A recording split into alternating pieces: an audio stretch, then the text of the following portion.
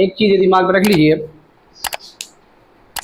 जिस तरीके से हम लोगों ने रियल नंबर्स के लिए पढ़ा, रियल यानी एक्चुअल लाइफ में वो चीज़ें होती, उन्हीं को हम लोग अपनी लाइफ में, डेली लाइफ में यूज़ करते हैं। कॉम्प्लेक्स नंबर भी कुछ और नहीं, एक नंबर है, लेकिन ये रियल लाइफ से इसका कोई लेना देना नहीं है, सिर्फ एक तरीका क्या, ये इमेजिनेशन है। लेकिन पढ़ते क्यों है इसको? इसलिए कि जब आप इसकी पावर 4 कर रहे हैं, इसके जैसे आई की पावर 4 कर रहे हैं, तो रियल चीज़ें मिल रही हैं। तो ऐसी सारी चीज़ें हैं जिसकी वजह से इसको पढ़ना पड़ रहा है, इसका रियल से पावर के साथ कहीं ना कहीं रिलेशन है। अब आ जाइए कि जिस तरीके से आपने इनइक्वालिटी पढ़ी रियल नंबर के लिए, अगर यहाँ पर कह दें, ये इनइक्वालिटी की मैं बात कर रहा हूँ, ये इनइक्वालिटी जो आपने पीछे पढ़ा है, ये अगर हम रियल नंबर, अगर ये बोल दें a b belongs to R, ये बोल दें कि ए और बी कोई दो रियल नंबर्स हैं, तो अब अगर इसको नंबर लाइन पर हम ये लिख दें, ये ए है और ये बी है, तो जाहिर है इसमें इनइक्वालिटी होल्ड होगी कि नहीं होगी? क्या? ए less than B.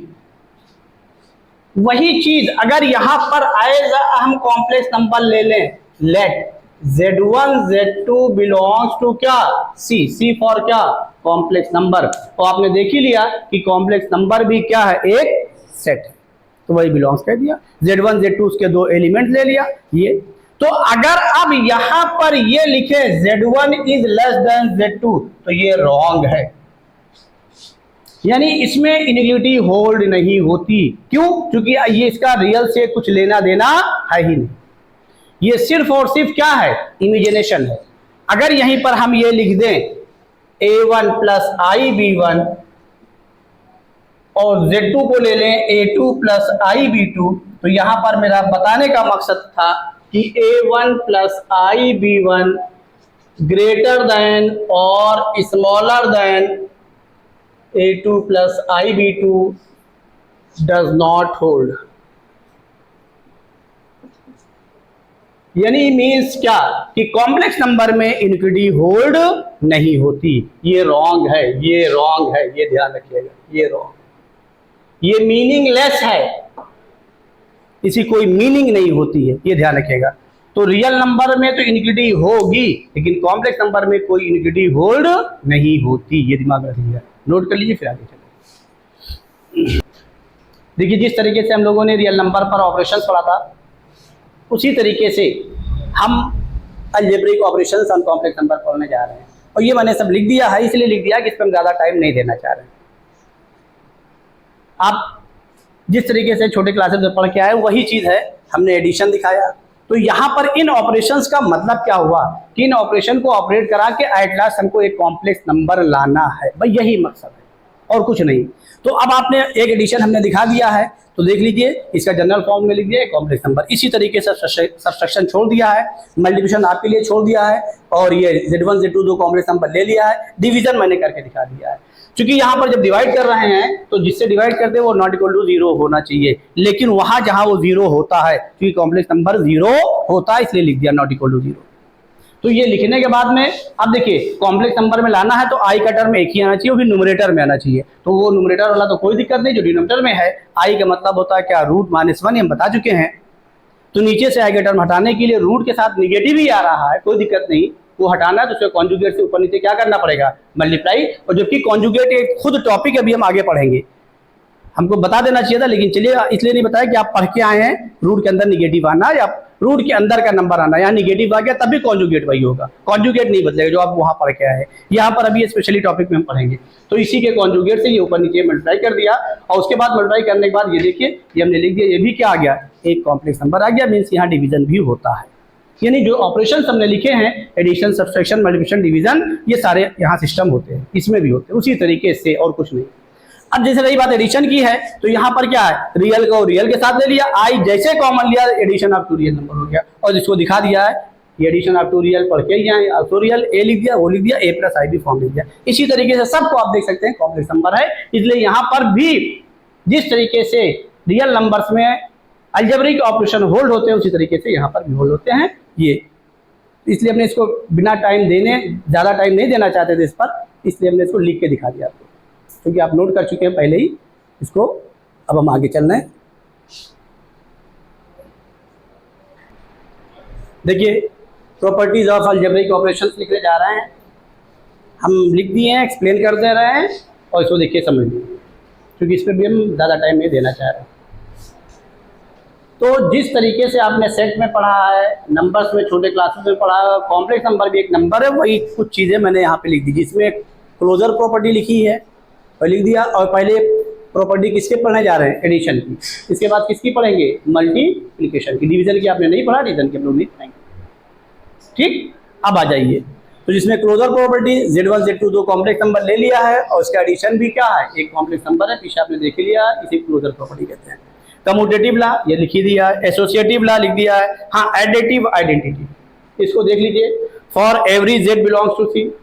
Additive identity का मतलब क्या हुआ कि रियल नंबर के लिए भी वही है, कॉम्प्लेक्स नंबर के लिए है। तो एडिटिव आइडेंटिटी कभी एग्जिस्ट करती, कहीं कहीं नहीं करती, नेचुरल नंबर में नहीं करती है।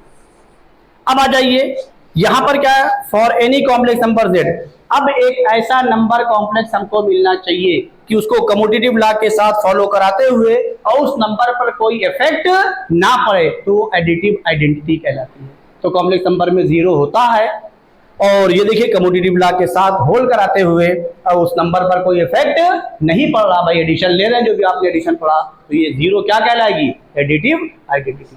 जब एडिटिव आइडेंटिटी एग्जिस्ट करेगी तब एडिटिव इनवर्स एग्जिस्ट करेगा, अगर ये नहीं करेगी तो ये नहीं करेगा। नेचुरल नंबर में एडिटिव आइडेंटिटी नहीं है, इसलिए वहां पर एडिटिव इनवर्स नहीं। अब आ जाइए, additive inverse for every complex number लिया, there exist -Z belongs to C। तो एडिटिव इनवर्स क्या हो गया कि अगर किसी कॉम्प्लेक्स नंबर के साथ में एक ऐसा कॉम्प्लेक्स नंबर ऐड करें कि हमको क्या मिल जाए? Additive identity. अगर एडिटिव आइडेंटिटी मिल रही है तो उस केस में वो नंबर क्या कहलाएगा? कम्यूटेटिव लॉ के साथ वो नंबर क्या कहलाएगा? Additive inverse. बात समझ में आ गई कि नहीं आ गई? तो एडिटिव इनवर्स यहां पर एग्जिस्ट कर रहा है। और क्या एग्जिस्ट कर रहा है? Additive identity. बात समझ में आएगी नहीं? तो डाउट? जहां एडिटिव आइडेंटिटी नहीं एग्जिस्ट करेगी वहां एडिटिव इनवर्स नहीं होगा।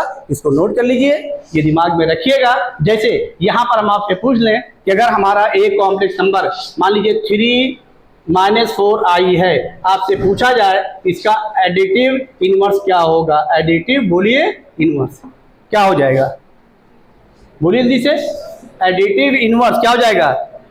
-3 और +4i, यानी इसमें माइनस से इंटू कर देना है। ये सब पता होना चाहिए, क्वेश्चन में यूज होगा। समझ में आ गया ना? नोट कर लीजिए, आगे चलिए। देखिए प्रॉपर्टीज ऑफ अलजेब्रिक ऑपरेशंस में मल्टीप्लिकेशन को करने जा रहे हैं। वही सारी प्रॉपर्टीज जो आपने पढ़ी है, closure, commutative, associative, multiplicative identity. यहाँ पर, वहां पर एडिटिव आइडेंटिटी, यहाँ पर क्या? वहां पर एडिशन लेने के बाद उसके ऊपर कोई इफेक्ट नहीं पड़ना चाहिए, यहाँ पर मल्टीप्लिकेशन के बाद। तो 1 कॉम्प्लेक्स नंबर में होता है, इसलिए ये समझ में आया कि नहीं है? अब यहाँ पे इंटरेस्टिंग है, तो मल्टीप्लिकेटिव आइडेंटिटी कौन हो गया? 1 हो गया। अब जब ये मल्टीप्लिकेटिव आइडेंटिटी मिल रही है तो यहाँ पर मल्टीप्लिकेटिव इनवर्स एग्जिस्ट कर रहा है। अब यहाँ पे इंटरेस्टिंग अभी एक चीज आप और समझाएंगे। ये फॉर एवरी Z और Z को लिख दिया नॉट इक्वल टू 0। ये कम्यूटेटिव लॉ के साथ क्या मिलना चाहिए? Multiplicative identity. फिर इन्हीं दोनों में से किसी एक को बराबर करके ये निकाल दिया, उसको Z इनवर्स लिखा है हमने। Z इनवर्स इक्वल टू क्या हो जाएगा? बोलिए 1/Z।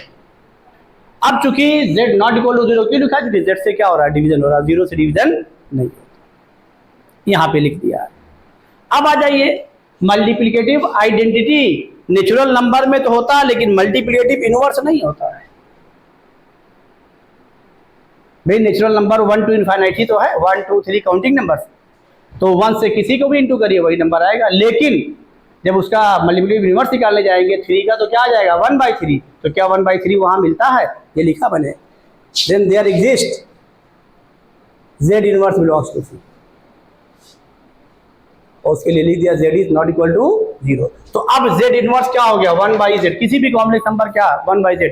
अभी इसका हम ऑब्जेक्टिव रिजल्ट दिखा देंगे तो आप वहां अभी जब कॉन्जुगेट और मॉडुलस की प्रॉपर्टी दिखा देंगे तो एक लाइन में आप आंसर बता देंगे। इसलिए इसके लिए थोड़ा वेट करिएगा ऑब्जेक्टिव आंसर के लिए, और नहीं तो 1/z कॉन्जुगेट से अप्लाई करेंगे, ऊपर वो नंबर आ जाएगा, वो भी एक कॉम्प्लेक्स नंबर आ जाएगा, नीचे उसका दोनों रियल नंबर के स्क्वायर का सम हो जाएगा, उस पर उसका कॉन्जुगेट हो जाएगा। जैसे अगर मान लीजिए हमें इनवर्स निकालना है, यहाँ पर नोट करके हम लिख दे रहे हैं क्वेश्चन में, ये find the multiplicative inverse, find the multiplicative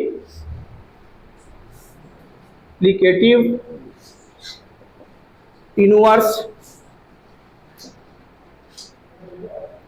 of 3 - 4i, जिसे निकालना है तो इसका multiplicative inverse AMI is equal to क्या बोलिए 1/3 - 4i। और मल्टीप्लिकेटिव इनवर्स भी क्या है, कॉम्प्लेक्स नंबर है, ये लिखा है, then there is complex number बना लीजिए। अब क्या करें, इसे कॉन्जुगेट सिंपलीफाई करेंगे तो ऊपर क्या आ जाएगा बोलिए 3 + 4i, और नीचे क्या आ गया, दोनों रियल नंबर के स्क्वायर का एडिशन अभी पीछे दिखाया, तो 9 + 16 कितना 25, यही तो होगा। अब इसको ऐसे न लिखिएगा कभी भी, ये रॉन्ग है, 3 + 4i/25, क्योंकि 3 + 4i/25 को डायरेक्ट 25 से डिवाइड नहीं कर सकते, उनके रियल पार्ट और इमेजिनरी पार्ट को ही डिवाइड करना पड़ेगा। इसलिए जब इसको लिखिएगा तो क्या लिखिएगा बोलिए 3/25 और प्लस 4/25 इंटू आई, कॉम्प्लेक्स नंबर आ गया। आपने ओरल निकाली, ये भी ओरल निकाला है। बोलिए बात समझ में आई कि नहीं आई, इसमें कोई डाउट हो बताइए। अभी इसी को हम रिजल्ट में लिखा देंगे ऑब्जेक्टिव में, तो रिजल्ट रखना पड़ेगा, और यहाँ पर आप देखेंगे इस कॉन्सेप्ट को देख लेंगे खाली इसको, तो आपने फटाक से निकाल लिया। जो भी बताया डिवीजन का कॉन्सेप्ट वही है, समझ में आ गया, इसको भी नोट कर लीजिए, फिर आगे चलें।